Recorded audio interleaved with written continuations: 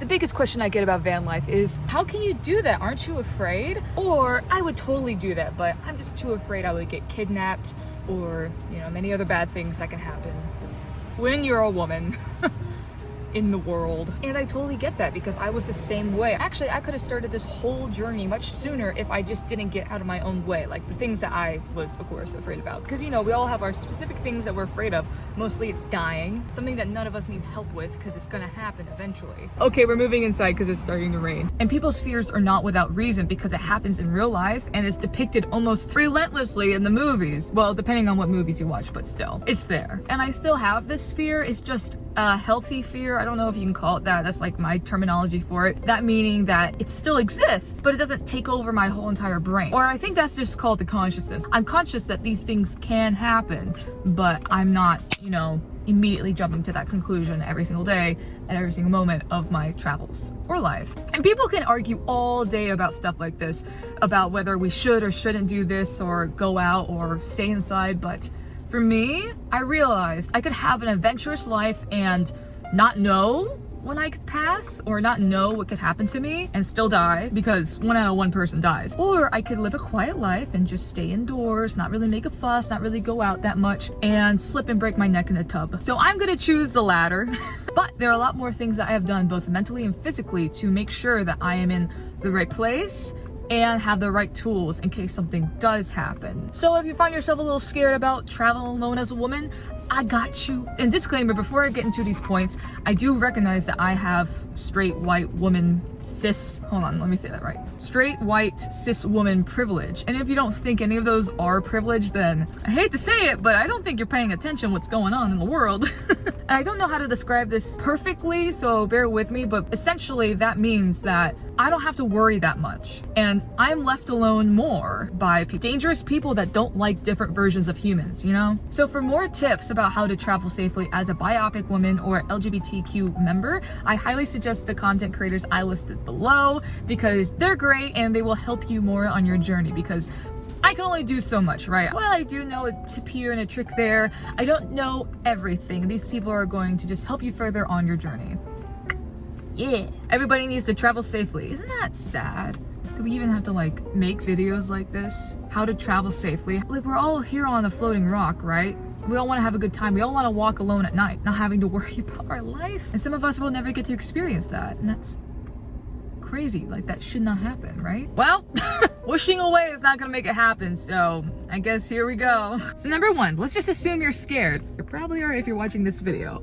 But when women dream about traveling alone, we think about all the good things and the cool things that we can do, and then it's like a flood, at least in my experience, just a flood of negative thoughts and weird scenarios that could possibly happen and have happened for many people. And then they stop there. They're like, oh, bad things could happen, not gonna do it. And that's 1/2 of people, I would assume. I don't know the statistics, but we're gonna break them down like this. But the other half go, okay, the negative things may happen to me, more likely than not. How can I make sure this doesn't happen? And then they research, do the work, make sure they have some form of self-defense training or tools in case something does happen, and they go out and travel. We wanna be like the second people. Those first people just need more time, of course, but it is possible to get rid of those fears. Everybody has fears, okay? So if you feel like you need to get rid of them completely, no, you need that. Unless you're gonna do crazy things that, will make you perish. But that's all to say, don't feel discouraged because you are having these thoughts. It's completely normal. It's a healthy thing. We just have to tone it back. And the more prepared you are, the less scared you'll be. So doing things physically will help combat those, negative thoughts in your brain. The mental stuff. One way you can make sure that you're safe in your travels is to make sure that you stay in the good parts of town. One way you can look this up if it's a brand new place that you're traveling to is to just Google search the city. Google search the town that you're going to. Or you can ask the locals, like, hey, I'm just going through town and I don't really want any trouble. I don't know, whatever's the best opener for you.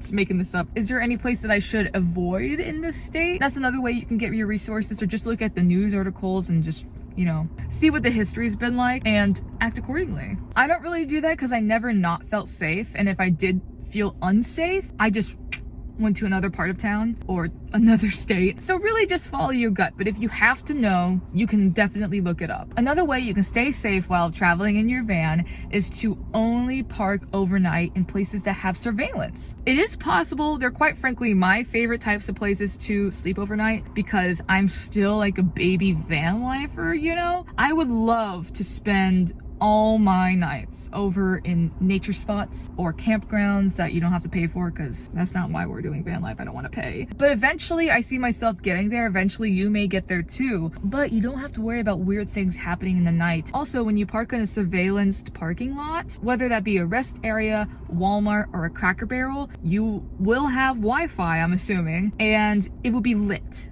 And I love lit places because that means I don't have to turn on anything in my car, and it's, you know, like the lantern effect. If there's lights on in your van at night, people can see in. But if there's no lights in your van, no one can see you. You probably knew that, but like sometimes we forget the littlest things.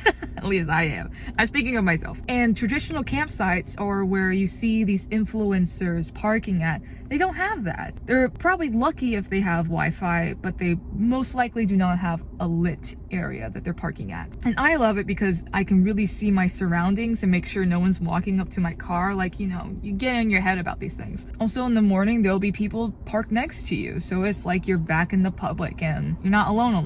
And plus there's nothing wrong about spending the night in the parking lot. I get that van life is about adventuring and nature and everything. But if you're afraid to take that step, just delay it. Just get used to sleeping in your van and what that feels like to you. And then you could work up to that. Or if it's not even appealing, don't worry about it. Who cares? You're sleeping in your van, that's all that matters. Location is just a secondary thing anyways, right? And before you leave, please share your location with a few people. Ideally, it would be in the country that you live in, of course, and they would be spread out like in different states. This will give you more peace of mind and also potentially help you in the future in case, you know, something happens. You can also get those little tile things. I don't have one, but I think I might, but I'm gonna get for my car in case someone, you know, breaks into my car, takes off, I can track them. Because right now this baby has no tracking device whatsoever, and there's a lot of money invested into it, so I would hate to see it go, you know? And now we get to talk about my favorite thing, protection gear. I was afraid at first to carry a taser, but now it's my favorite thing ever. But aside from a taser, I also have pepper spray and a knife, like a really nice knife, like you should be afraid knife. But with these tools, I hope to never use them, because if I use them, that means I'm in a bad situation, right? But I cannot lie, they have made me feel safe while traveling. The thing is, and what they don't really tell you when you buy them, is that you cannot carry them in every state. Please make sure if you're taking a long trip and you're crossing several state lines, boundaries, that you know the carrying laws of that state. And also something that I did not know, which is a load of shite. The attacker can actually sue you in some cases if you use a self-defense mechanism against them. It will be totally your word versus their word situation. And I'm not entirely sure how that whole legal process goes, so please look it up. But essentially, make sure you also have a weapon on you that is not technically made for self-defense. So in that case, you can say, I just needed to defend myself and I just had this pen with me. What else could I use? And apparently the court will like agree with you more. Like I said, I don't know specifically the whole process of that, but it's sad but true. While that's a legitimate concern, do not let that stop you or make you afraid to carry self-defense things with you. Because going to court is better than being unalive, you know? And plus you can use your taser just to assert dominance. You don't have to use it on people. Like for instance, I was in a parking lot waiting for Jiffy Lube to come look at my car, and there was this man leaning up against his truck just looking at me like, you know, like trying to get my attention / seduce me at the same time. I'm not into that. So I just sat calmly. I looked and I was like, what? I looked again. He's still looking. I'm like, oh, great. So I just acted like I was cleaning out my purse and I took out everything, yada, yada, yada. Oh, my taser. Does it still work? I just put it up in the air and went, bzz. Oh, okay, that still works. And I put it away, put everything back and packed up my purse. I looked over. He is gone. So while these tools are made for the worst case scenario possible, you can still use it as a warning signal. I love warning signals.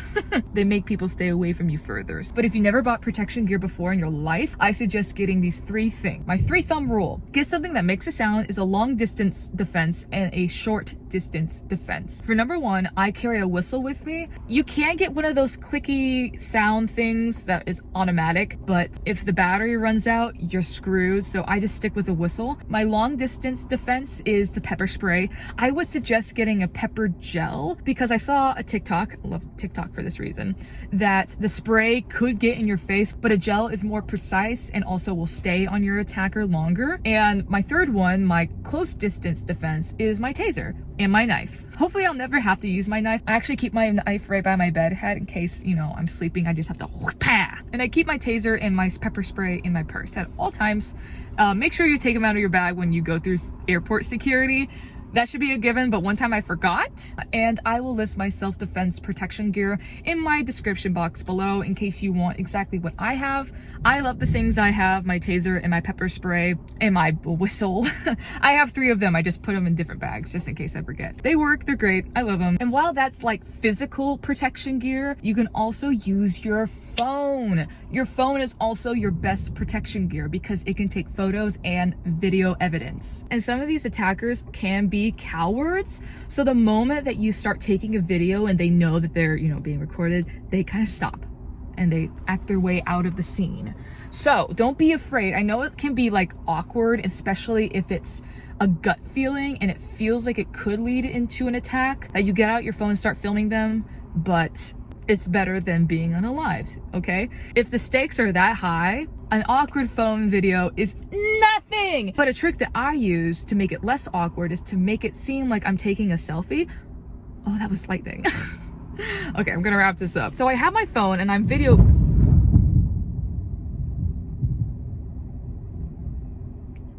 The attacker is over there. I have my phone and I'm recording them, but I just act like I'm doing my hair, right? I guess I have my teeth, and the whole time I'm recording them. So they don't know that they're being recorded.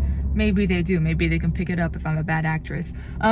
But that's how I make it less awkward. The only time that something actually did happen and I got on video was someone catcalled me in New York and I kept walking and I could hear new footsteps behind me. I was like, are they following me? So I got my camera out and I just put it on selfie mode, like legitimate selfie mode. And I was pretending like I did my hair, but I saw them in the back and I was like, what are you doing? And you know, I told them off, but your phone is also a great asset to protect yourself. Blue skies looking at me, nothing but blue skies from now on. Anyways, so feeling safe is also about having peace of mind. And the biggest way that I have found peace of mind is installing an extra security system in my van. So when I sleep at night, I don't have to worry about, like, you know, key pickers. Having a fun time out here. People picking my lock at night because car key pickers are out there and they look like everybody else, so you're never sure where they are. And I got this idea for my van after watching someone else's YouTube video. There's no tutorial on it, they just showed it, demonstrated it, but essentially you double drill a hole in your van, meaning through your door and your car, like the vessel itself. And then you put one of these guys in and it's secure, and I'm gonna show you what I mean. So I have 2 holes, but this one is the one that works.